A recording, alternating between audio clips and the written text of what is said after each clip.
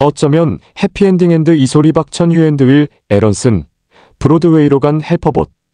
8년간의 개발 과정을 거쳐 브로드웨이 초연을 앞둔 어쩌면 해피엔딩과 웨스트엔드 관객을 만나고 있는 마리 퀴리, 해외 시장에서 가능성을 입증하고 있는 유엔잇, 그리고 중국 시장을 중심으로 아시아권 국가 곳곳에서 공연 중인 각종 창작 뮤지컬까지.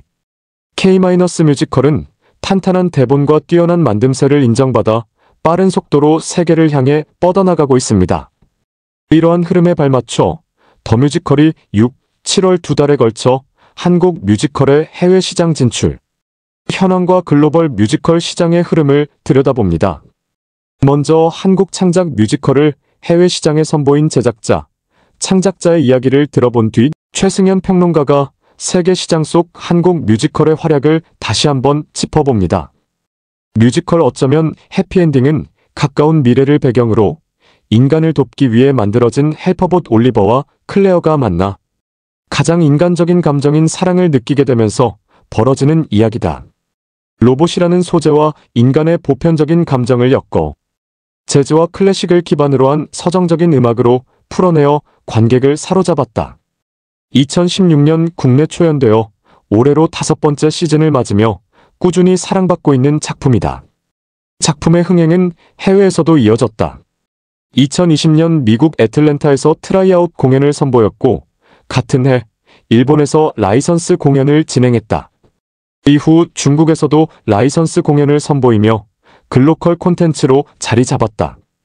오는 10월에는 브로드웨이 정식 공연을 앞두고 있다. 어쩌면 해피엔딩을 탄생시킨 창작 콤비 박천유 작가, 윌 에런슨 작곡가를 만났다.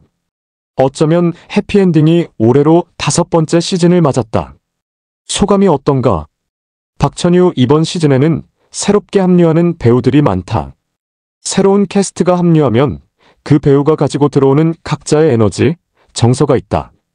대본이나 연출적인 방향에서의 변화가 없더라도 공연은 배우의 예술이다 보니 배우의 변화가 알게 모르게 작품에 영향을 끼친다. 그게 창작자에게도 많은 영감을 준다.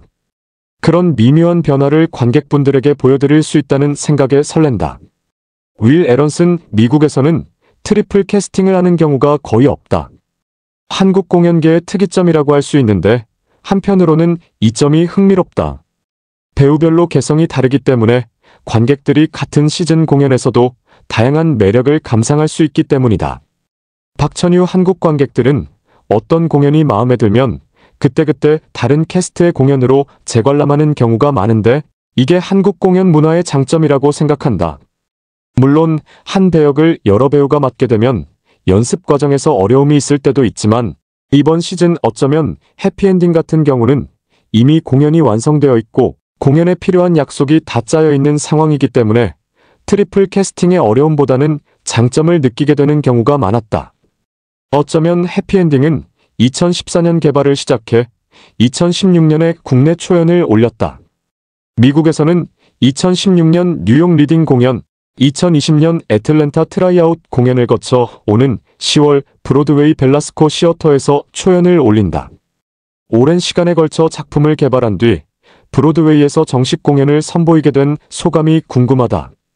박천유 어쩌면 해피엔딩 미국 공연이 약 8년에 걸쳐서 작업되었는데 사실 브로드웨이 기준으로 보면 그렇게 오랜 기간은 아니다. 한 작품을 개발하는 데에 들어가는 평균적인 기간이라고 볼 수 있다. 저희도 저희의 속도대로 서두르지 않고 꼼꼼하게 공을 들였다. 어쩌면 해피엔딩뿐만 아니라 새로운 이야기를 만들어내는 것은 시간이 오래 걸릴 수밖에 없는 작업이다. 저희는 어떤 영감이 떠오르면 그걸 바로 대본으로 써내려간다기보다는 여러 아이디어를 모은 다음 소설처럼 이야기를 쭉 만들고 그 이야기를 다시 뮤지컬화하는 작업을 거친다. 그러다 보니 시간이 오래 걸린다. 그렇게 만든 작품을 브로드웨이에서 공연할 수 있다는 사실이 정말 감사하다. 사실 처음 저희끼리 어쩌면 해피엔딩이라는 작품을 썼을 때는 그저 우리가 생각하고 있는 정서나 이미지를 무대 위에서 온전히 구현하는 것이 목표였다.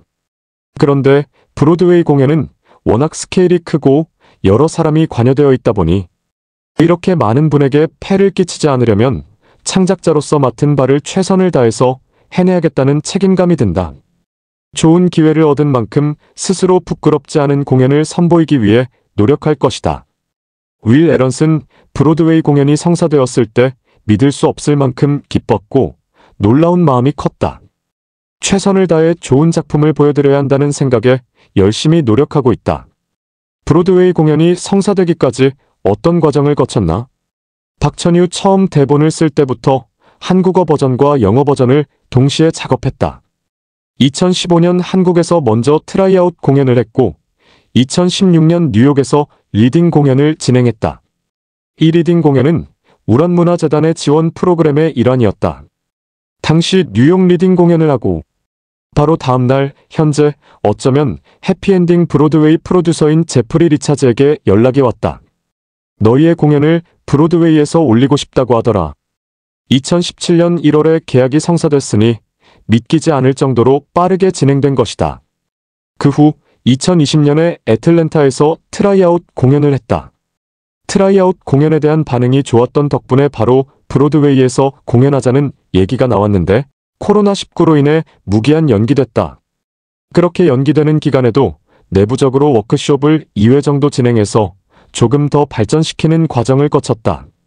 어쩌면 해피엔딩은 한국을 배경으로 하지 않나? 브로드웨이 공연은 어느 정도 현지화했나? 박천유 기본적인 설정은 같다. 근미래의 한국을 배경으로 하고 올리버의 옛 주인인 제임스 역시 한국인이다.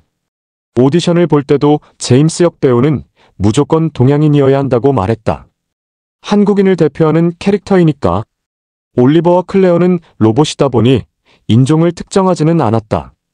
윌 에런슨 하나 다른 점이 있다면 한국에서는 올리버와 클레어가 제주도로 떠날 때 터널을 통해 간다는 설정이 있는데 미국은 페리를 타고 간다는 설정으로 바뀌었다. 박천유 무대가 한국에서 공연할 때보다 훨씬 커서 무대를 조금 더 다양하게 사용하고 싶다는 현지 연출의 제안을 받아들여 페리를 타고 가는 걸로 바꾸었다.